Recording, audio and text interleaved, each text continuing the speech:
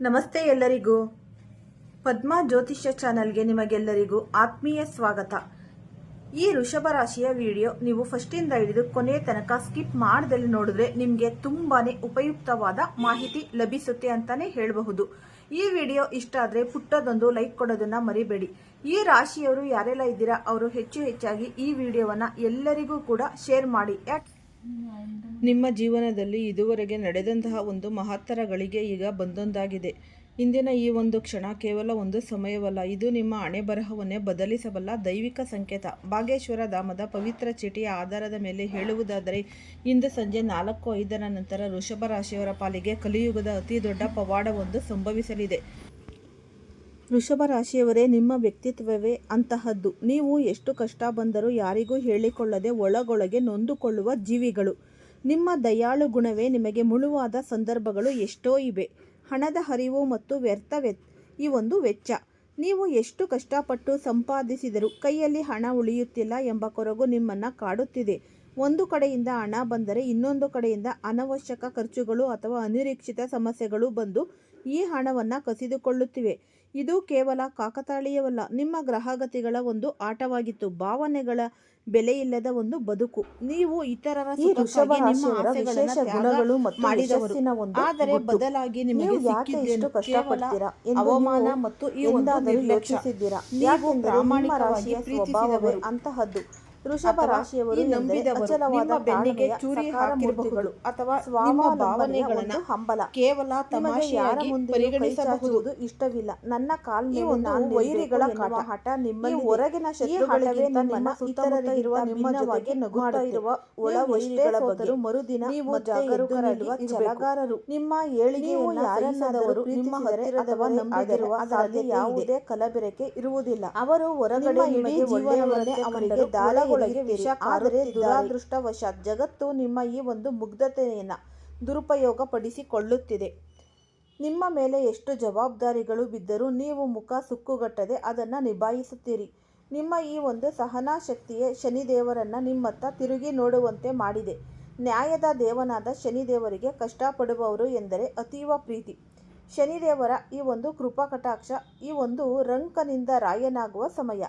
ಈಗ ಜಾತಕದಲ್ಲಿ ಸಂಭವಿಸುತ್ತಿರುವ ದೊಡ್ಡ ಬದಲಾವಣೆ ಎಂದರೆ ಶನಿದೇವರ ಒಂದು ಅನುಗ್ರಹ. ಶನಿದೇವರು ಈಗ ನಿಮ್ಮನ್ನು ಪರೀಕ್ಷಿಸಿ ಮುಗಿಸಿದ್ದಾರೆ. ಈಗ ಅವರು ನಿಮಗೆ ಫಲ ನೀಡುವ ಹಂತಕ್ಕೆ ಬಂದಿದ್ದಾರೆ. ಈ ಒಂದು ನ್ಯಾಯದ ತೀರ್ಪು. ಇದುವರೆಗೆ ನಿಮಗೆ ಆದ ಅನ್ಯಾಯಗಳಿಗೆ ಶನಿದೇವನೇ ಸಾಕ್ಷಿ. ನಿಮ್ಮನ್ನು ಯಾರು ಕಣ್ಣೀರು ಹಾಕಿಸಿದ್ರೋ ಅವರ ಕಣ್ಣಲ್ಲಿ ನೀರು ಬರಿಸುವ ಜವಾಬ್ದಾರಿಯನ್ನು ಈಗ ಶನಿದೇವರೇ ಹೊತ್ತುಕೊಂಡಿದ್ದಾನೆ. ನೀವು ಸೇಡು ತೀರಿಸಿಕೊಳ್ಳುವ ಅಗತ್ಯವಿಲ್ಲ. ಕಾಲವೇ ಅವರಿಗೆ ಪಾಠ ಕಲಿಸಲಿದೆ. ರಾಜಯೋಗದ ಒಂದು ಆರಂಭ. ನಿಮ್ಮ ಜಾತಕದಲ್ಲಿ ದಶಕಗಳ ನಂತರ ಬಂದು ಪ್ರಬಲವಾದ ರಾಜಯೋಗ ನಿರ್ಮಾಣವಾಗುತ್ತಿದೆ.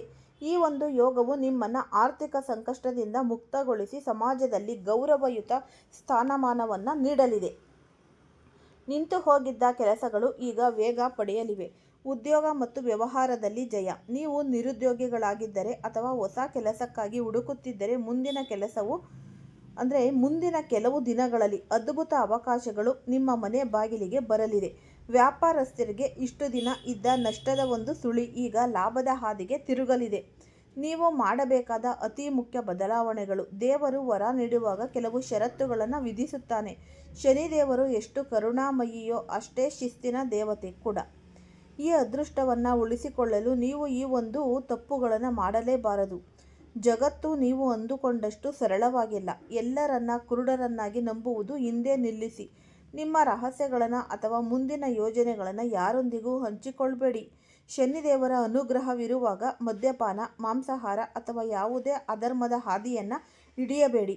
ನಿಮ್ಮ ನಡವಳಿಕೆ ಎಷ್ಟು ಶುದ್ಧವಾಗಿರುತ್ತದೆಯೋ ಅಷ್ಟು ಬೇಗ ನೀವು ಯಶಸ್ಸು ಕಾಣ್ತೀರಾ. ಈ ಸಮಯದಲ್ಲಿ ಮಹಿಳೆಯರನ್ನು ಅವಮಾನಿಸುವುದು ನಿಮ್ಮ ಅದೃಷ್ಟಕ್ಕೆ ಕೊಡಲಿ ಪೆಟ್ಟು ಕೊಟ್ಟಂತೆ. ತಾಯಿ, ಸಹೋದರಿ ಅಥವಾ ಅಪರಿಚಿತ ಮಹಿಳೆಯರಿದ್ದರೂ ಅವರಿಗೆ ಗೌರವ ನೀಡುವುದನ್ನು ಮರೆಯಬೇಡಿ. ಶನಿದೇವರ ಕೃಪೆ ಪಡೆಯಲು ಪಾಲಿಸಬೇಕಾದ ದೈವಿಕ ಪರಿಹಾರಗಳು. ವೃಷಭ ರಾಶಿಯವರೇ, ನಿಮ್ಮ ಅದೃಷ್ಟದ ಬಾಗಿಲು ತೆರೆಯಲು ಕೇವಲ ಗ್ರಹಗತಿಗಳು ಸಾಲದು. ನಿಮ್ಮ ಭಕ್ತಿ ಮತ್ತು ಕರ್ಮವು ಶುದ್ಧವಾಗಿರಬೇಕು. ಶನಿದೇವರನ್ನು ಪ್ರಸನ್ನಗೊಳಿಸಲು ನೀವು ಮಾಡಬೇಕಾದ ಸರಳ ಆದರೆ ಅತ್ಯಂತ ಶಕ್ತಿಯುತವಾದ ಕೆಲಸಗಳು ಇಲ್ಲಿವೆ.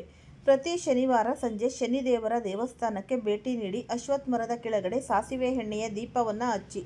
ಇದು ನಿಮ್ಮ ಜೀವನದ ಕತ್ತಲೆಯನ್ನು ಹೋಗಲಾಡಿಸಿ ಬೆಳಕನ್ನು ತರುತ್ತೆ.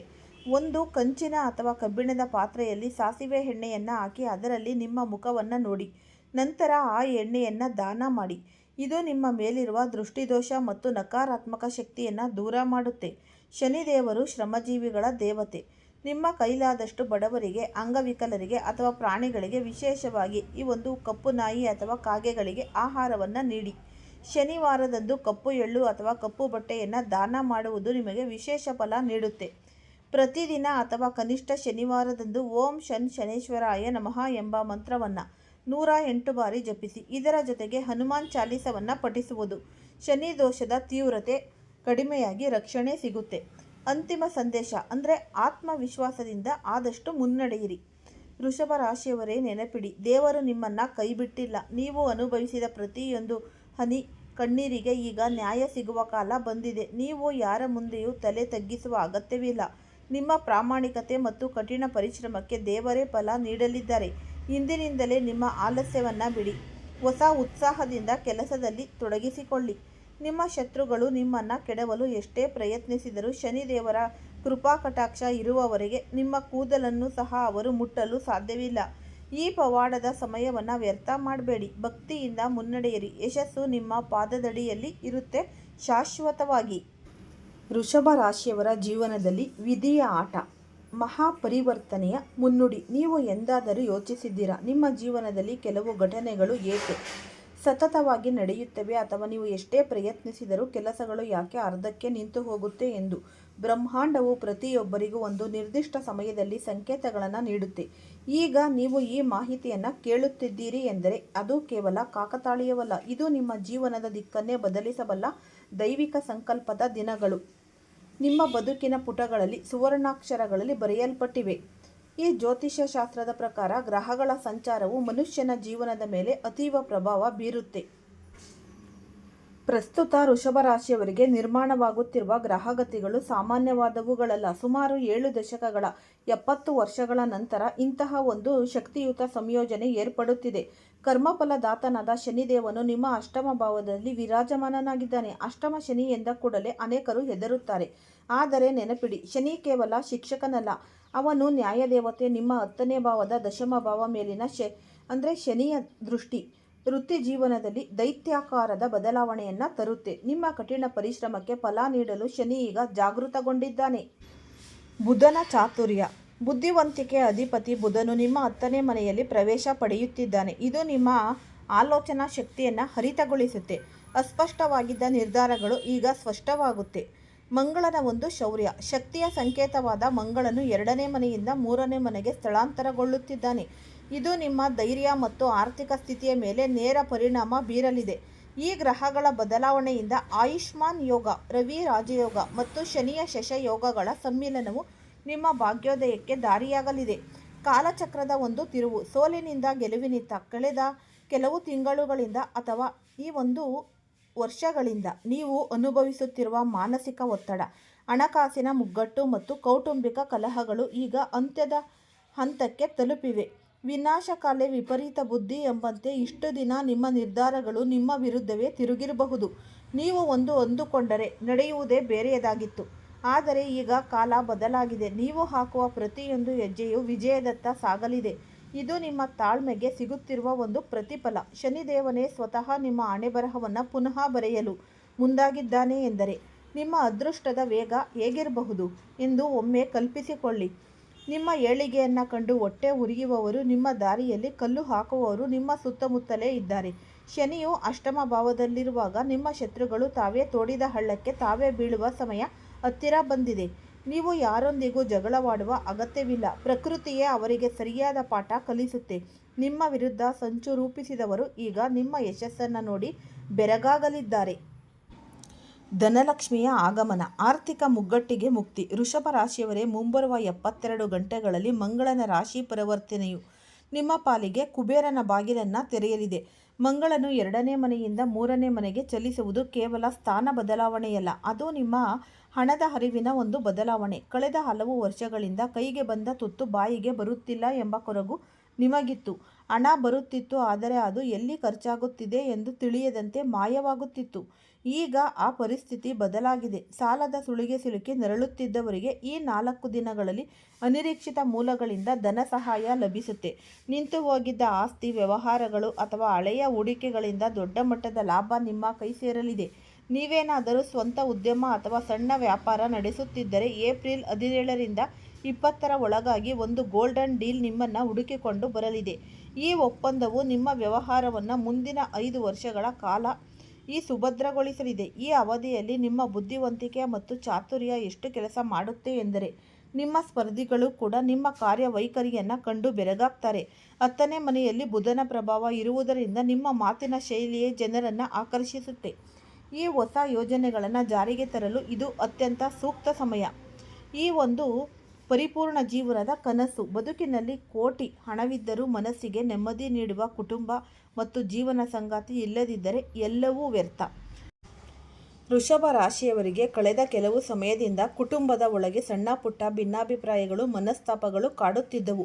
ನಿಮ್ಮನ್ನು ಅರ್ಥ ಮಾಡಿಕೊಳ್ಳುವವರು ಯಾರೂ ಇಲ್ಲ ಎಂಬ ಏಕಾಂಗಿತನ ನಿಮ್ಮನ್ನು ಕಾಡಿರಬಹುದು. ಆದರೆ ಈಗ ಶನಿಯ ಸಕಾರಾತ್ಮಕ ದೃಷ್ಟಿಯಿಂದಾಗಿ ನಿಮ್ಮ ಕುಟುಂಬದಲ್ಲಿ ಶಾಂತಿ ನೆಲೆಸಲಿದೆ. ನಿಮ್ಮ ಸಂಗಾತಿಯು ನಿಮ್ಮ ಹೋರಾಟವನ್ನು ಗುರುತಿಸಿ ಹೆಗಲಿಗೆ ಹೆಗಲು ಕೊಟ್ಟು ನಿಲ್ಲಲಿದ್ದಾರೆ. ಈ ಮಕ್ಕಳ ವಿದ್ಯಾಭ್ಯಾಸ ಅಥವಾ ಭವಿಷ್ಯದ ಬಗ್ಗೆ ಇದ್ದ ಆತಂಕಗಳು ದೂರವಾಗಲಿವೆ. ಮನೆಯಲ್ಲಿ ಶುಭ ಕಾರ್ಯಗಳು ಜರುಗುವ ಮುನ್ಸೂಚನೆ ಸಿಗಲಿದೆ. ಆರೋಗ್ಯವೇ ಭಾಗ್ಯ. ದೀರ್ಘಕಾಲದ ನೋವಿನಿಂದ ಮುಕ್ತಿ. ಆರೋಗ್ಯದ ವಿಷಯದಲ್ಲಿ ನೀವು ಸಾಕಷ್ಟು ಅನುಭವಿಸಿದ್ದೀರಿ. ವಿಶೇಷವಾಗಿ ಕೀಲ್ನೋವು, ಮೊಣಕಾಲು ನೋವು, ಈ ಜೀರ್ಣಕ್ರಿಯೆ ಸಮಸ್ಯೆ ಅಥವಾ ಈ ಒಂದು ಸತತವಾದ ತಲೆನೋವು ನಿಮ್ಮನ್ನು ಹೈರಾಣಾಗಿರಬಹುದು. ಈ ಬುಧನ ಶುಭ ದೃಷ್ಟಿಯು ನಿಮ್ಮ ಲಾಭಭಾವದ ಮೇಲೆ ಇರುವುದರಿಂದ ನಿಮ್ಮ ಚೈತನ್ಯವು 100 ಪಟ್ಟು ಹೆಚ್ಚಾಗಲಿದೆ. ಮಾನಸಿಕವಾಗಿ ನೀವು ಹೆಚ್ಚು ದೃಢವಾಗಿದ್ದೀರಿ. ದೀರ್ಘಕಾಲದ ಕಾಯಿಲೆಗಳಿಂದ ಬಳಲುತ್ತಿದ್ದವರಿಗೆ ಹೊಸ ಚಿಕಿತ್ಸೆ ಅಥವಾ ದೈವಿಕ ಕೃಪೆಯಿಂದ ಶೀಘ್ರ ಗುಣಮುಖವಾಗುವ ಯೋಗವಿದೆ. ನಿಮ್ಮ ಆಲೋಚನೆಗಳು ಸಕಾರಾತ್ಮಕವಾಗುತ್ತಿದ್ದಂತೆ ದೇಹದ ಮೇಲೆ ಅದರ ಉತ್ತಮ ಪರಿಣಾಮಗಳು ಗೋಚರಿಸುತ್ತೆ. ಮಾಡಲೇಬಾರದ 3 ಘೋರ ತಪ್ಪುಗಳು. ಎಚ್ಚರಿಕೆ. ಈ ಗ್ರಹಗಳು ನಿಮ್ಮ ಪರವಾಗಿದ್ದಾಗ ನಿಮ್ಮ ಸಣ್ಣ ತಪ್ಪು ಕೂಡ ದೊಡ್ಡ ನಷ್ಟಕ್ಕೆ ಕಾರಣವಾಗಬಹುದು. ಈ 4 ದಿನಗಳಲ್ಲಿ ನೀವು ಈ ಒಂದು ಜಾಗರೂಕರಾಗಿ ಇರಲೇಬೇಕು. ಕೆಂಪು ಬಣ್ಣದ ಅವಹೇಳನ ಬೇಡ. ಮಂಗಳನು ಶಕ್ತಿಯ ಸಂಕೇತ. ಈ ಅವಧಿಯಲ್ಲಿ ಕೆಂಪು ಬಣ್ಣದ ವಸ್ತ್ರಗಳು, ಬಟ್ಟೆಗಳು ಅಥವಾ ಕುಂಕುಮದಂತಹ ಪವಿತ್ರ ವಸ್ತುಗಳನ್ನು ಅಸಡ್ಡೆಯಿಂದ ಕಾಣಬೇಡಿ. ತಿಳಿಯದೆ ಕೂಡ ಅವುಗಳ ಮೇಲೆ ಕಾಲಿಡುವುದು ಅಥವಾ ಬಿಸಾಡುವುದು ಮಾಡಬೇಡಿ. ಇದು ಮಂಗಳನ ಬಲವನ್ನು ಕುಂದಿಸುತ್ತೆ. ಕಪ್ಪು ಬಣ್ಣ ಅಥವಾ ಶನಿಯ ಸಂಕೇತ. ಶನಿದೇವನಿಗೆ ಪ್ರಿಯವಾದ ಕಪ್ಪು ಬಣ್ಣದ ಬಟ್ಟೆ ಅಥವಾ ವಸ್ತ್ರಗಳನ್ನು ಗೌರವಿಸಿ. ಅಹಂಕಾರದಿಂದ ಯಾವುದೇ ಕೀಳು ವರ್ಗದ ಜನರನ್ನು ಅಥವಾ ಕೆಲಸಗಾರರನ್ನು ನಿಂದಿಸಬೇಡಿ. ನಿಮ್ಮ ಅಹಂಕಾರವೇ ಶನಿಯ ಕೋಪಕ್ಕೆ ಕಾರಣವಾಗಬಹುದು. ಬುಧನು ನಿಮ್ಮ ಬುದ್ಧಿಯನ್ನು ಚುರುಕುಗೊಳಿಸುತ್ತಿದ್ದಾನೆ ಎಂದರೆ ಅದರರ್ಥ ಈ ಒಂದು ಶಾರ್ಟ್ ಕಟ್ ಹಾದಿ ಹಿಡಿಯುವುದಿಲ್ಲ. ಹಣ ದುಪ್ಪಟ್ಟು ಮಾಡುತ್ತೇವೆ ಎನ್ನುವವರ ಮಾತು ಕೇಳಿ ಅಥವಾ ಅತಿಯಾದ ಆಸೆಗೆ ಬಿದ್ದು ಇಲ್ಲದ ಕಡೆ ಹೂಡಿಕೆ ಮಾಡಬೇಡಿ. ರಾಹುವು ನಿಮ್ಮನ್ನು ದಾರಿ ತಪ್ಪಿಸಲು ಪ್ರಯತ್ನಿಸಬಹುದು. ಎಚ್ಚರ. ಹನುಮಂತನ ಕೃಪೆ. ಸಂಕಷ್ಟಗಳ ಸಂಕೋಲೆ ಕಳಚುವ ಸಮಯ. ವೃಷಭ ರಾಶಿಯವರೇ, ನೀವು ಎದುರಿಸುತ್ತಿರುವ ಅಡೆತಡೆಗಳು ಕೇವಲ ಭೌತಿಕವಾದವುಗಳಲ್ಲ. ಅವುಗಳ ಹಿಂದೆ ಕೆಲವು ನಕಾರಾತ್ಮಕ ಶಕ್ತಿಗಳ ಪ್ರಭಾವವೂ ಇರಬಹುದು. ಆದರೆ ಮುಂಬರುವ ಈ 4 ದಿನಗಳಲ್ಲಿ ಸಂಕಟ ಮೋಚನ ಹನುಮಂತನ ಆಶೀರ್ವಾದ ನಿಮ್ಮ ಮೇಲೆ ಇರಲಿದೆ. ಯಾರು ಸತತವಾಗಿ ಪ್ರಾಮಾಣಿಕತೆಯಿಂದ ಬದುಕುತ್ತಾರೋ ಅವರಿಗೆ ಈ ಸಮಯದಲ್ಲಿ ದೈವಿಕ ರಕ್ಷಾ ಕವಚ ಲಭಿಸಲಿದೆ. ಶನಿಯು ನಿಮ್ಮ ಅಷ್ಟಮ ಭಾವದಲ್ಲಿ ಕುಳಿತು 10ನೇ ಮನೆಯನ್ನು ವೀಕ್ಷಿಸುತ್ತಿರುವುದರಿಂದ ಅನ್ಯಾಯವಾಗಿ ನಿಮಗೆ ನೋವು ಕೊಟ್ಟವರು ಈಗ ತಕ್ಕ ಶಾಸ್ತಿ ಅನುಭವಿಸಲಿದ್ದಾರೆ. ನೀವು ಸೇಡಿನ ಬಗ್ಗೆ ಯೋಚಿಸುವ ಅಗತ್ಯವಿಲ್ಲ. ಪ್ರಕೃತಿಯೇ ಈಗ ನ್ಯಾಯದ ತಕ್ಕಡಿಯನ್ನು ಹಿಡಿದು ನಿಂತಿದೆ. ನಿಮ್ಮ ಬೆನ್ನ ಹಿಂದೆ ಚಾಡಿ ಹೇಳುವವರು, ನಿಮ್ಮ ಪ್ರಗತಿಯನ್ನು ಸಹಿಸದವರು ಈಗ ತಮ್ಮ ಅಸ್ತಿತ್ವಕ್ಕಾಗಿ ಹೋರಾಡಬೇಕಾದ ಪರಿಸ್ಥಿತಿ ಬರುತ್ತೆ. ಶನಿದೇವನು ಅವನ ಮೇಲೆ ತನ್ನ ವಕ್ರದೃಷ್ಟಿ ಬೀರುವುದರಿಂದ ನಿಮ್ಮ ಹಾದಿಯನ್ನು ರೋಧಿಸಲು ಅವರು ಹಾಕಿದ ಬಲೆಗಳಲ್ಲೇ ಅವರು ಸಿಲುಕಿಸಿಕೊಳ್ತಾರೆ. ನೀವು ಎಚ್ಚರಿಕೆ ಪಡುವಂತೆ. ನಿನ್ನೆವರೆಗೆ ನಿಮ್ಮನ್ನು ದ್ವೇಷಿಸುತ್ತಿದ್ದವರು ಇಂದು ನಿಮ್ಮ ಸಹಾಯ ಕೋರಿ ಬರಬಹುದು ಅಥವಾ ನಿಮ್ಮ ಮುಂದೆ ಮೌನವಾಗಿ ತಲೆಬಾಗಬಹುದು. ಇದನ್ನು ನೋಡಿ ಅಹಂಕಾರ ಪಡಬೇಡಿ.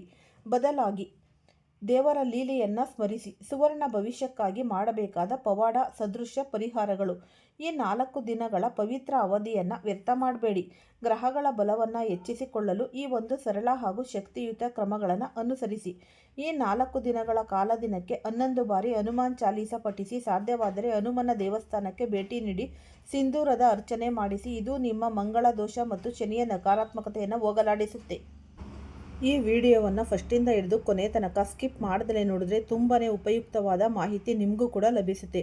ಈ ವಿಡಿಯೋ ಇಷ್ಟ ಆಗಿದ್ದಲ್ಲಿ ಪುಟ್ಟದೊಂದು ಲೈಕ್ ಕೊಡೋದನ್ನು ಮರಿಬೇಡಿ. ಈ ರಾಶಿಯವರು ಯಾರೆಲ್ಲ ಇದ್ದೀರಾ ಅವರು ಹೆಚ್ಚಾಗಿ ಈ ವಿಡಿಯೋವನ್ನು ಎಲ್ಲರಿಗೂ ಕೂಡ ಶೇರ್ ಮಾಡಿ. ಎಲ್ಲರಿಗೂ ಒಳಿತಾಗಲಿ. ಎಲ್ಲರಿಗೂ ಸಹ ಧನ್ಯವಾದಗಳು. ಈ ವಿಡಿಯೋ ನೋಡಿದ್ರಲ್ಲ, ಸ್ಕಿಪ್ ಮಾಡದಲ್ಲಿ ಉಪಯುಕ್ತವಾದ ಮಾಹಿತಿ ನಿಮ್ಗೆಲ್ಲರಿಗೂ ಕೂಡ ಲಭಿಸಿದೆ ಅಂತ ಅನ್ಕೋತೀನಿ. ಲೈಕ್ ಮಾಡಿ, ಶೇರ್ ಮಾಡಿ, ಸಬ್ಸ್ಕ್ರೈಬ್ ಮಾಡಿ. ಎಲ್ಲರಿಗೂ ಸಹ ಧನ್ಯವಾದಗಳು.